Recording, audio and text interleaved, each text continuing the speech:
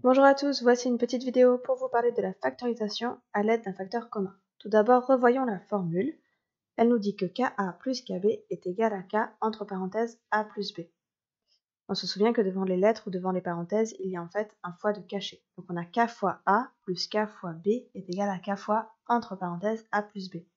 Que s'est-il passé? On a deux multiplications et dans chacune de ces multiplications, il y a une partie identique qui va en fait se retrouver devant une parenthèse où il y aura tout le reste.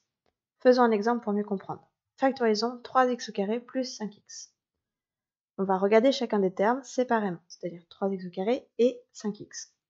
Et on va essayer de trouver quelque chose qui est en commun, donc soit une table en commune, soit une lettre commune. Ici, on remarque facilement que dans chacun des termes, il y a la lettre x. Donc 3x au carré plus 5x, je vais essayer de les décomposer en deux multiplications qui contiendront x. 3x au carré, c'est 3x fois x.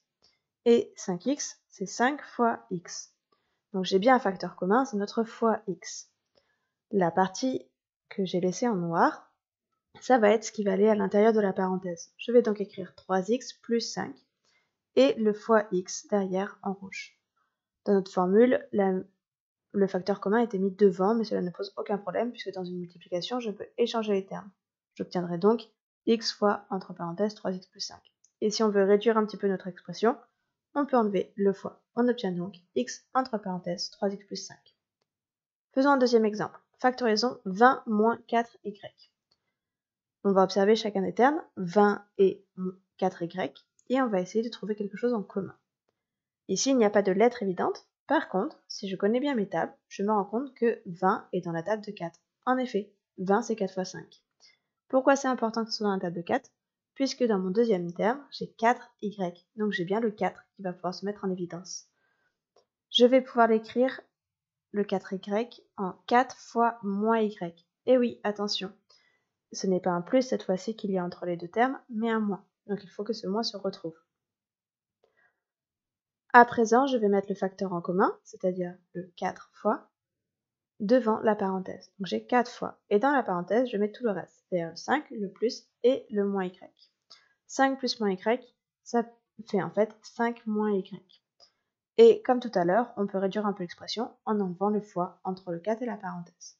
J'obtiens donc 4 entre parenthèses 5 moins y. On aurait pu écrire la même chose un peu plus simplement.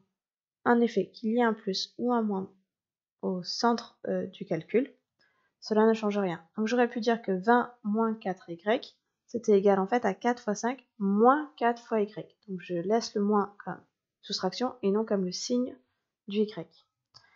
Je mets ensuite le 4 en facteur commun et j'ai donc 5 moins y dans la parenthèse.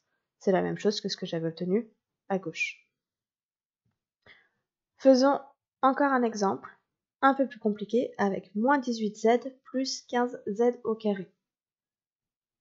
On remarque qu'il y a le z en commun. Mais si on regarde aussi les nombres, 18 et 15, je remarque qu'ils sont tous les deux dans la table de 3. Quand je vais factoriser, je vais toujours essayer de factoriser au maximum, c'est-à-dire les lettres et les nombres.